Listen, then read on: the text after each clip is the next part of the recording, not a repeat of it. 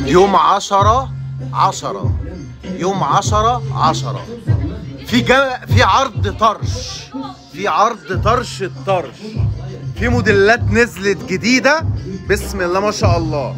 طب العرض امتى بقى؟ يوم 10/10 العرض هيبقى الساعة 10، يوم 10/10 الساعة 10 هيبقى عندنا في المحل أي فستان زفاف ب1000 جنيه بيع، 1000 جنيه بيع أي فستان زفاف عندنا داخل المحل.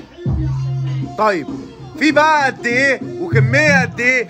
في أكتر من 300 قطعة، 300 قطعة داخل المحل عليهم العرض. الله أكبر. أنا هفرجكم على شوية موديلات ما حصلتش وما ظهرتش. وريني كده القطعة دي ما شاء الله. كل ده يا جماعة داخل العرض عندنا يوم 10/10 يوم الخميس، يوم 10/10 الساعة 10. اكتبي تم في الكومنتات، هبعتلك العنوان بالتفاصيل وكل حاجة. كل الموديلات دي عندنا التو لوك يا جماعة. طيب الأسعار هتبقى من إيه؟ الأسعار هتبقى من 1000 جنيه بيع، أقصى حاجة عندنا هتبقى 1800، أغلى حاجة في المحل هتبقى ب 2500 جنيه بيع. 2500 جنيه بيع يوم 10/10. يوم 10/10 ده هيبقى يوم خميس يا جماعة، هيبقى يوم خميس، هيبقى العرض يوم الخميس والجمعة إن شاء الله. الله أكبر.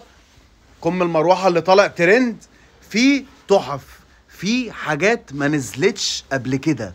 الله أكبر علينا وعلى البضاعة وعلى الشغل. البضاعة لسه واصلة، قلنا نفرجكم عليها. يلا سلام عليكم.